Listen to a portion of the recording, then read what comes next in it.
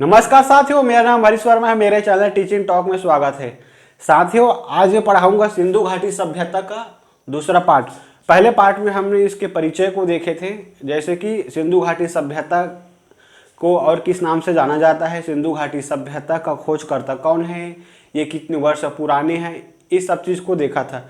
साथियों, मैंने पहले भी बता चुका है कि सिंधु घाटी सभ्यता से संबंधित लगभग 1400 केंद्रों की खोज की गई है। उनमें से लगभग 950 स्थल भारत में हैं। ठीक है, तो इन्हीं 1400 केंद्रों में से ना 3% का ही उत्खनन हो पाया है। तो उन्हीं उत्खनन स्थल को देखेंगे हम मैप के माध्यम से। साथियों, सिंधु घाटी सभ्यता ना विश्व के प्राचीनतम सभ्यताओं में से एक है। विश्व के प्राचीनतम सभ्यता कौन कौन सा है? मिस्र की सभ्यता, मेसोपोटामिया की सभ्यता, यूनान की सभ्यता। ठीक है, उनमें से एक है सिंधु घाटी की सभ्यता। सिंधु घाटी की सभ्यता साथियों इन तीनों सभ्यताओं से क्षेत्रफल के अनुसार बड़ा है। आई बात समझ में?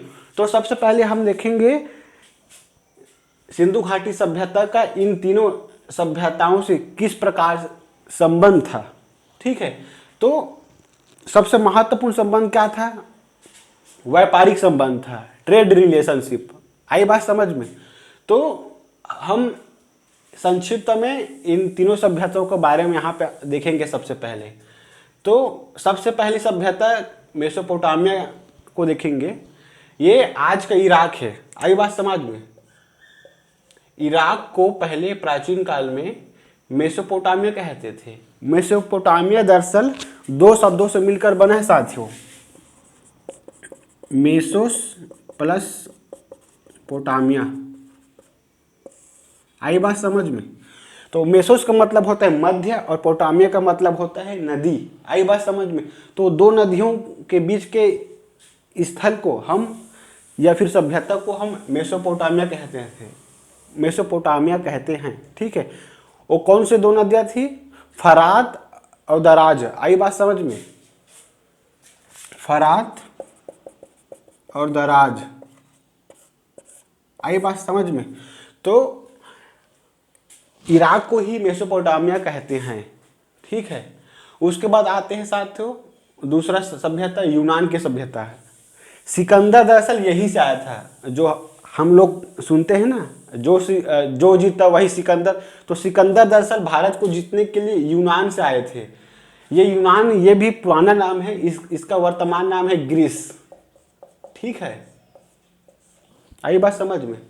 और तीसरा सभ्यता है मिस्र की सभ्यता। इसको यह नील नदी के पास में बसा हुआ सभ्यता है। तो साथियों, आइए अब एक एक करके मैप के माध्यम से पूरे स्थल को हम देखेंगे।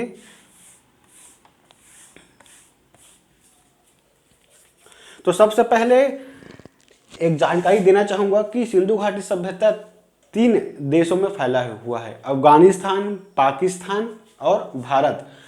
तो अफगानिस्तान में सिर्फ दो ही स्थल प्राप्त हुआ है सिंधु घाटी से संबंधित। पहला है सोर्तुगोई, ठीक है, दूसरा मुंडी काक। आई बात समझ में? तो अभी तक से एग्जाम में तो उसको पूछा नहीं गया है, लेकिन पूछने का चांस है। तो आप इसको याद करे रहे ना। सोर्तुगोई और मुंडी काक अफगानिस्तान से 2 स्थल मिला है। उसके बाद साथियों हम आते हैं पाकिस्तान। अब हम पाकिस्तान में एंट्री करते हैं। पाकिस्तान के प्रमुख स्थलों को हम एक एक करके अध्ययन करेंगे। साथियों, सबसे पहले स्थल आता है पाकिस्तान में हड़प्पा। ठीक है,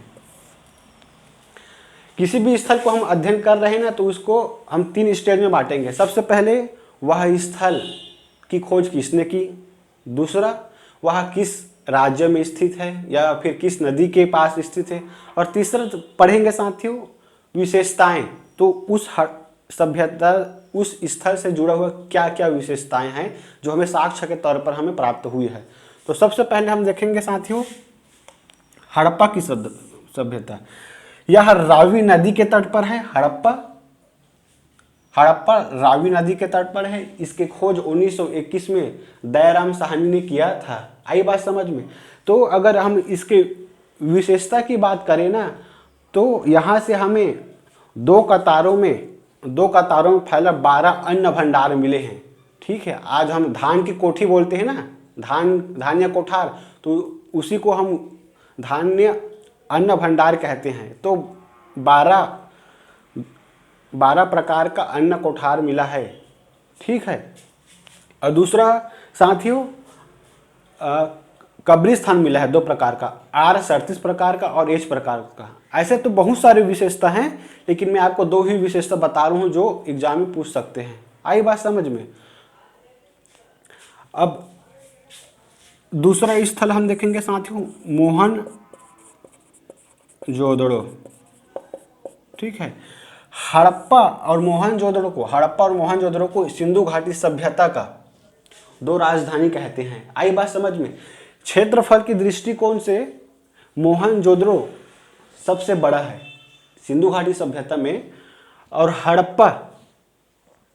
हड़प्पा दूसरा है क्षेत्रफल के अनुसार। अगर भारत के अनुसार पूछा जाए तो भारत में सिंधु घाटी से संबंधित सबसे बड़ा क्षेत्रफल के अनुसार सबसे बड़ा स्थल कौन सा है, तो आएगा धौलावीरा। ठीक है, लेकिन पूरा ओवरऑल अगर एग्जाम में पूछा गया तो क्षेत्रफल के अनुसार कौन सा बड़ा है, तो हम लेंगे मोहनजोदड़ो। आई बात समझ में। तो यह सिंधु नदी के तट पर है। ठीक है, लरकाना प्रांत में। आई बात समझ में। और इसकी खोज राखालदास बनर्जी ने किया था। आई बात समझ में।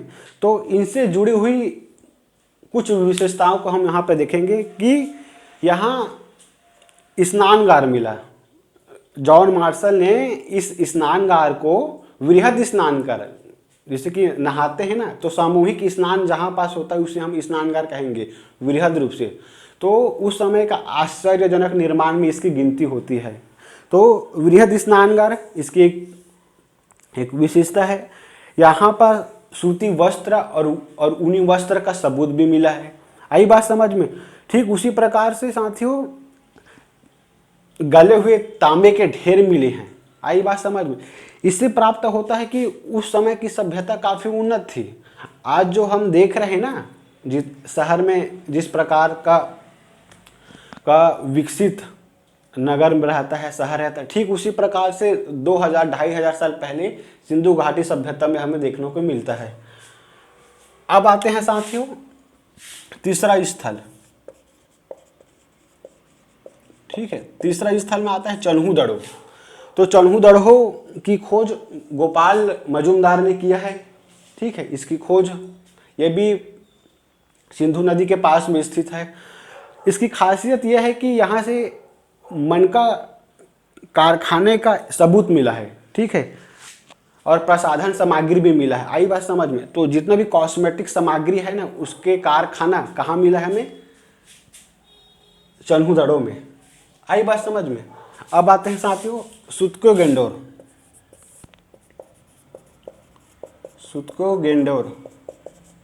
ठीक है, यह पाकिस्तान के बलूचिस्तान राज्य में स्थित है। ठीक है, और यह सिंधु घाटी सभ्यता का पश्चिम एरिया है। ठीक है, तो यह पश्चिमी एरिया है, इसको याद रखना। इसी बलूचिस्तान में साथियों बालाकोट स्थल है, बालाकोट। ठीक है, बालाकोट स्थल है। जब भारत में 2019 में पुलवामा घटना हुआ था ना जम्मू कश्मीर में, तो 40 से अधिक जवान शहीद हो गए थे। तो उसका बदला लेने के लिए भारत सरकार ने इसी बलूचिस्तान के बालाकोट में एयर स्ट्राइक किया था। आई बात समझ में। तो और यहाँ पास है साथियों डायर कोट। तो ये हो गया पाकिस्तान का जो प्रमुख स्थल है सिंधु घाटी सभ्यता से संबंधित। अब हम आते हैं इंडिया में। ठीक है, इंडिया में आते हैं। तो सबसे पहले हम उत्तर से शुरू करेंगे और दक्षिण की ओर जाएंगे। आई बात समझ में। क्रम वाइज हम पढ़ेंगे साथियों। मैं बहुत आराम से कॉन्सेप्ट वाइज पढ़ा रहा हूँ। इससे बाहर एग्जाम में क्वेश्चन आएगा ही नहीं।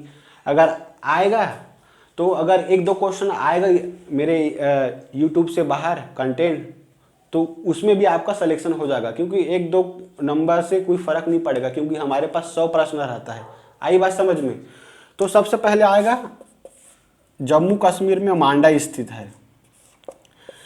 यह सबसे उत्तरी क्षेत्र है सिंधु घाटी सभ्यता का। इसका खोज किसने किया था?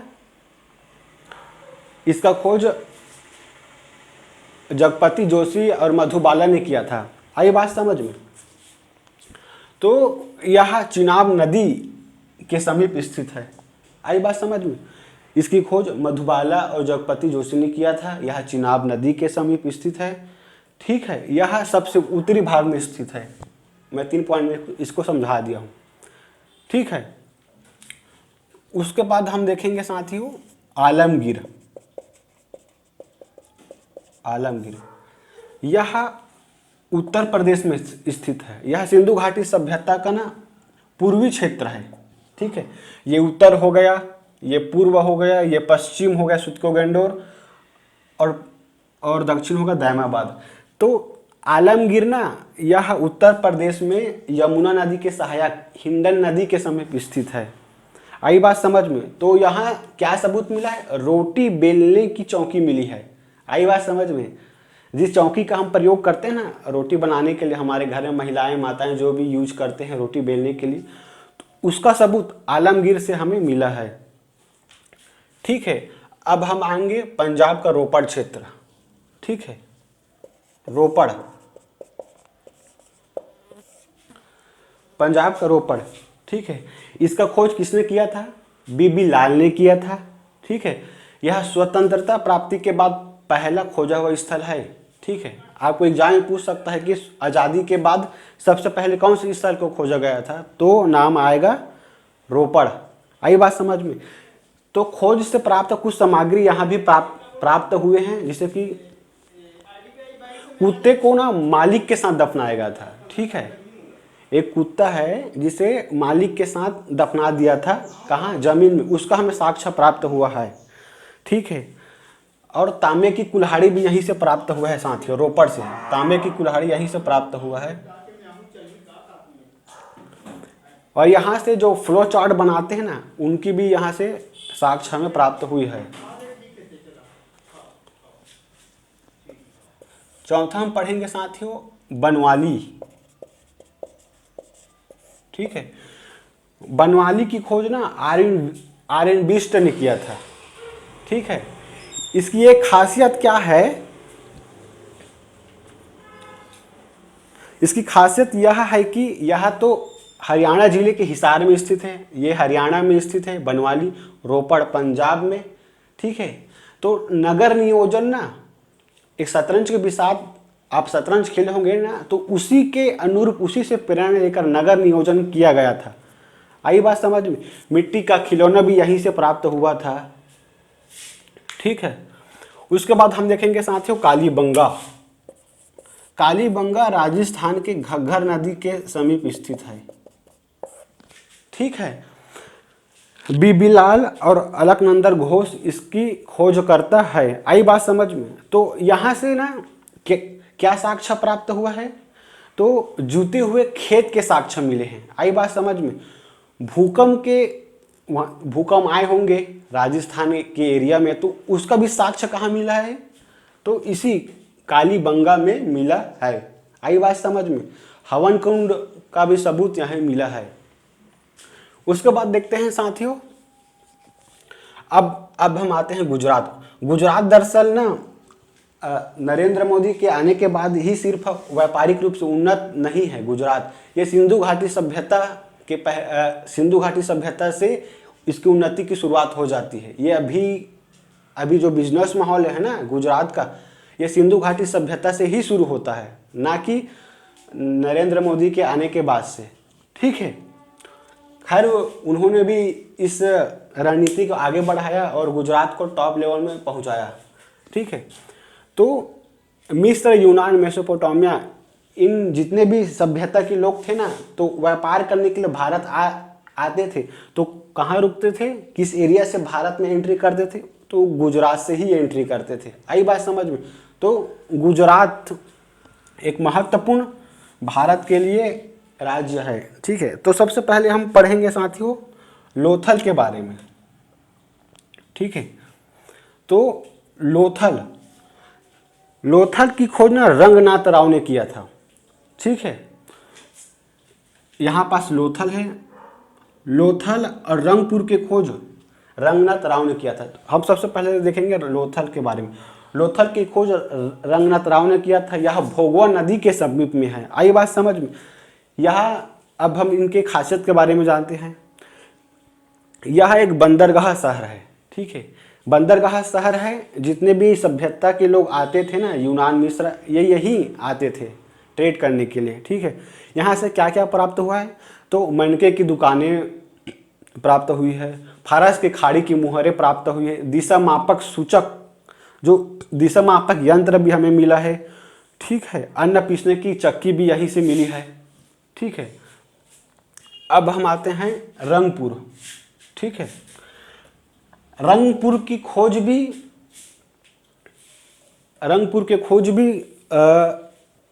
रंगनाथ राव ने किया है। यह भादर नदी के समीप है। लोथल भोगवा, ठीक है, भोगवा और भादर में कंफ्यूज मत होना। यह भोगवा नदी के समीप है लोथल, और रंगपुर भादर नदी के समीप है। आई बात समझ में। तो रंगपुर से ना चावल के साक्ष्य मिले हैं। ठीक है, इससे पता चलता है कि चावल के साक्ष्य मिले हैं, मतलब अन्न का प्रयोग करते थे। इनका तो हमें सबूत मिल गया। आई बात समझ में। तो यहाँ से ना जो किलो बाट होता है ना, बाट का भी प्रयोग यहाँ से मिला है। ठीक है, अब आते हैं हम सूरकोतड़ा। ठीक है, सूरकोतड़ा और धौलावीरा, ये दोनों की खोज जगपति जोशी ने किया था। आई बात समझ में। तो सूरकोतड़ा से ना हमें घोड़े की हड्डी मिली है। आई बात समझ में। सूरकोतड़ा से घोड़े की हड्डी मिला है। धौलावीरा में हमें सोने के छल्ले मिले हैं। आई बात समझ में। तो सोने के छल्ले हमें यहाँ से प्राप्त हुए हैं। ये धौलावीरा भारत के सबसे बड़ा क्षेत्रफल है सिंधु घाटी सभ्यता का। आई बात समझ में। और दायमाबाद महाराष्ट्र में है। इससे बस इसको खोजा गया है। इससे संबंधित कोई सबूत ऐसे नहीं मिला है जिसको मैं आपको बता सकूं और पेपर में आ जाए। तो ये पूरा मैं आपको पूरा लोकेशन वाइज कहाँ मिला है, किसने खोजा है, इस स्थल से संबंधित क्या क्या विशेषता, मैं इसको पूरा बता दिया हूँ साथियों। ठीक है, अब हम इसके कुछ बेसिक जानकारी है, इसको हम देखेंगे। तो सिंधु घाटी सभ्यता ना एक त्रिभुजा आकार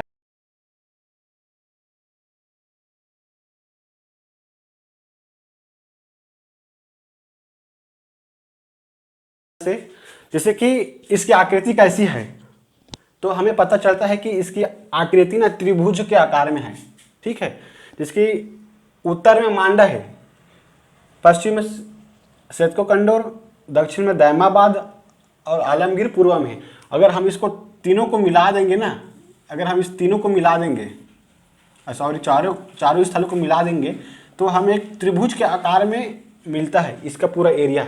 तो इसी कारण इसका आकार त्रिभुज के आकार में है। आई बात समझ में। और अब हम आते इसके क्षेत्र। ठीक है, इसका क्षेत्रफल लगभग 12 लाख वर्ग किलोमीटर है। यानी कि बहुत बड़ा एरिया में सिंधु घाटी सभ्यता के लोग अपना जीवन व्यतीत करते थे। आई बात समझ में। और इसकी समय अवधि में बता दी हूँ पिछले वीडियो में, लगभग 2500 से 1750 बीसी के मध्य में ये मौजूद थे। ठीक है, इसका विस्तार अगर हम देखें तो नॉर्थ से साउथ मतलब उत्तर से दक्षिण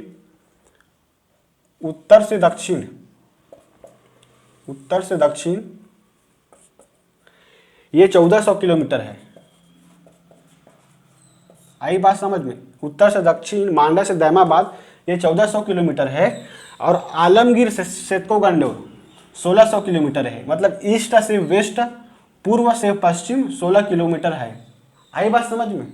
तो साथियों, अगर यह वीडियो आपको अच्छे से समझ में आ रहा है तो प्लीज़ मेरे चैनल टीचिंग टॉक को सब्सक्राइब कीजिए और मेरे हौसले को बढ़ाने में अपना योगदान दीजिए। धन्यवाद साथियों।